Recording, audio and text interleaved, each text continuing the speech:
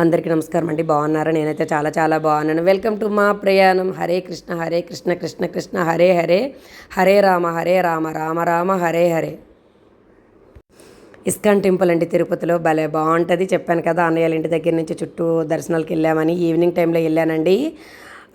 శ్రీ కృష్ణాష్టమి ఉంది కదా స్వామివారిది, అందుకోసం ఆలయం ముస్తాబవుతుందన్నమాట. చక్కగా లైట్ సెట్టింగ్లో పెట్టి తయారు చేసి ఉంచారనమాట. ఈవినింగ్ టైంలో బాగుంటుంది. చిన్ని కృష్ణ అద్భుతాలు ఇక్కడ మంచి, ఇంకా స్టార్టింగ్ నుంచే సువాసనలు. వర్షం పడుతుంది కానీ ఆయన బృందావన వాసుడు కదా, ఎక్కడైనా అలాగే ఉంటుందండి. ఆయన అద్భుతంగా ఉంచుకుంటారు. భలే బాగా అనిపించింది నాకు. చిన్న చిన్న వృక్షాలు, దానిపైన లైట్ సెట్టింగ్ ఇంకా ఆన్ చేయలేదన్నమాట. ఆన్ చేస్తే భలే బాగుండి అనిపించింది. కొంచెం ఎర్లీ ఈవినింగ్లో వెళ్ళాము మేము కాబట్టి ఇంకా చిన్న చిన్నగా లైట్స్ అప్పుడే వేస్తున్నారు. భలే బాగుంది. అక్కడికి వెళ్ళి నేనైతే మైమర్చిపోయానండి. నేను వెళ్ళిన ప్రతిసారి మ్యాక్సిమం వెళ్తాను.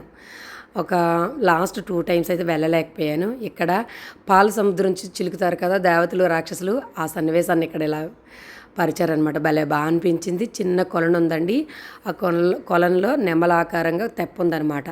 స్వామివారికి తెప్పోత్సవం చేస్తారేమో బహుశా, నేను ఎప్పుడు చూడలేదు. మీరు కనిపిస్తుంది కదా, అది మీకోసం అదంతా చూపిద్దామని చిన్న వీడియో అవుట్ సైడ్ తీసానమాట. భలే బాగుంది. దేవగన్నేరులు, మంచి మంచి వృక్షాలు అనమాట. మంచి సువాసన వెదజల్లుతుంది. ఏ టెంపుల్లో అయినా ప్రజెంట్ అయితే మాత్రం మంచిగా మంచి మంచి చెట్లు, వాసన వచ్చే పూల చెట్లు పెట్టడం వల్ల వాటంతటవే న్యాచురల్గా రావడం, దేవాలయం అంతా ఒకలాంటి సువాసన వెదజల్లుతుంది అనమాట. మెట్ల మార్గం నుంచి ఇలా పైకి వెళ్ళాలి. క్రిందనంతా బాగుంటుంది. ఫస్ట్ ఫ్లోర్ అనమాట. వెళ్ళేసరికి సేవ స్వామివారికి ఏవో అయిందనమాట.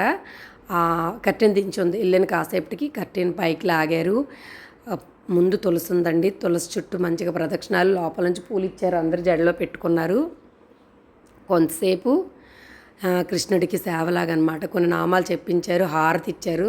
మంచిగా దర్శనం చేసుకుని కొంతసేపు కూర్చొని ఇలా బయటకు వచ్చాం. మీకు తెలుసు కదా ఇస్కాన్ టెంపుల్లో మంచి మంచి మూలికలు తీసుకొచ్చి అనేక రకాలైన అగరబత్తీలు, ధూప్ స్టిక్స్, ఇంకా బోల్డ్ రకాలే ఉంటాయి అక్కడ. స్వామివారి చరిత్ర పుస్తకాలు అనేక రకాలే ఉంటాయి.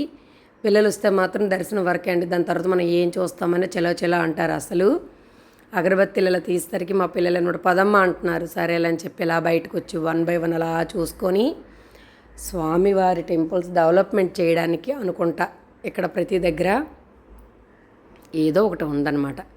మనం కొనొచ్చు, కొనకపోవచ్చు. ఇక్కడ గోసేవ కోసం ఏదో కొంచెం మనకు తోచింది ఇచ్చి స్వామివారికి ఒక దండం పెట్టుకొని ఇంకా కదిలాను అక్కడి నుంచి. కొంచెం ముందుకు వచ్చేటప్పటికి నేను కరెక్ట్గా వినలేదండి. సిక్లో ఉన్నాను, నేను చెప్పాను కదా. స్వామివారు చెప్తున్నారంట, ఒక పంతులు గారు చెప్తున్నారు.